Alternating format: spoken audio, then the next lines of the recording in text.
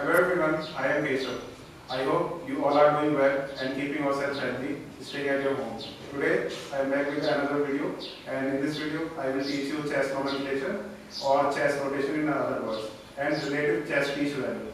So in the previous video I taught you how the chess pieces move. Let's recall. So we know how the pawn moves. It can move in its initial position, it can move 2 squares ahead or only 1 square ahead, only on the first move. Same goes for the black. The knight moves in an L shape. Here, it can go here, here. The bishop moves on non-diagonal, any number of squares. The queen moves on the same rank and on the same file and diagonally. The rook moves on the same rank and on the same file, any number of squares. Now, without further ado, let's start our original topic, that is chess nomenclature.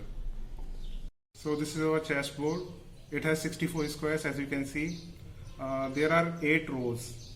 1, 2, 3, 4, 5, 6, 7, 8 horizontal rows. There are 8 horizontal rows and 8 vertical columns. A, B, C, D, E, F, G, H.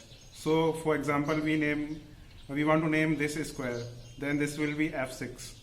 This is A1. So the horizontal strips are called ranks. So first rank, second rank, third rank, fourth rank. And the vertical strips are called files. So A file, B file, C file.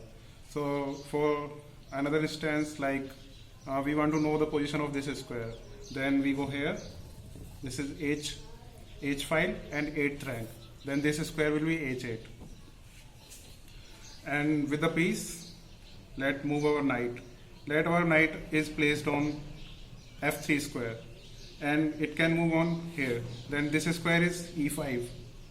It can also move here. This is G5. It can also move here. This is D2. So now we know the chess notation. This is A1, B1, and you can practice this at home.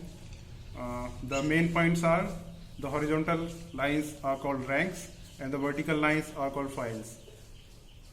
Now I will teach you how to set the board. Let's start with the rooks.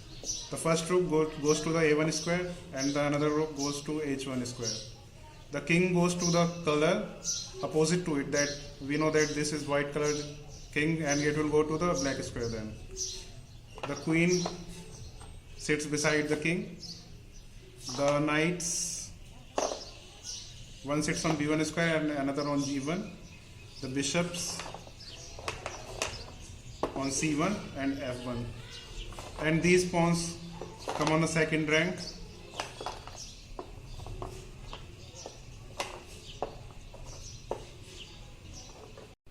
Same goes for the black.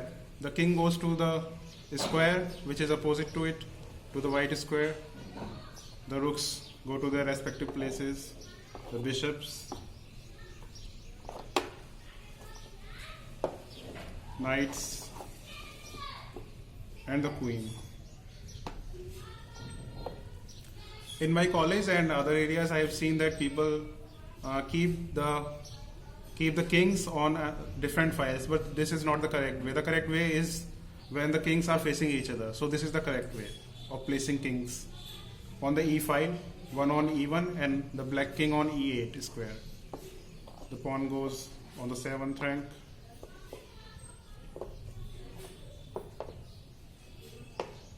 So now we have set our board and let's play the first move.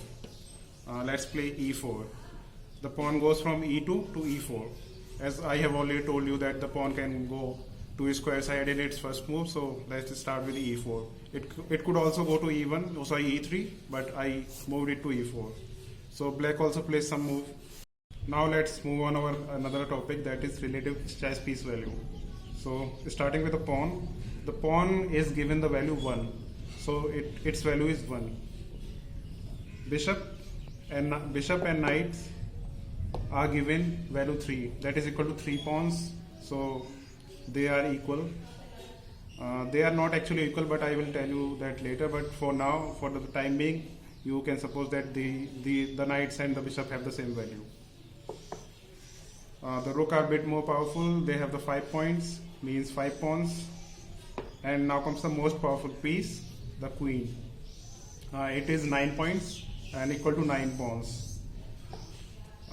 The king is the most important piece in the chess, but it's not so powerful. Its theoretical value is not calculated yet, but many chess players consider it to have a value of 3.4.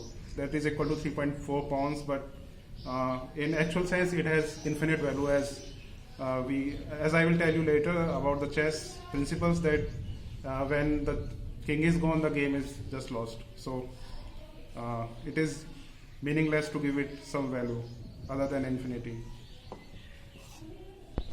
So guys, I think this is enough for today, and as you all know, the lockdown has been extended to 17th of May. So we have 15 days more. So I have decided to make 15 consecutive videos. This is video number 1, and I hope in these 15 videos I will be able to cover each and every topic related to chess. So please cooperate with me. If you like this video, please give it a big thumbs up and subscribe to my channel. And in this corona pandemic, please stay home and stay safe. Thanks for watching.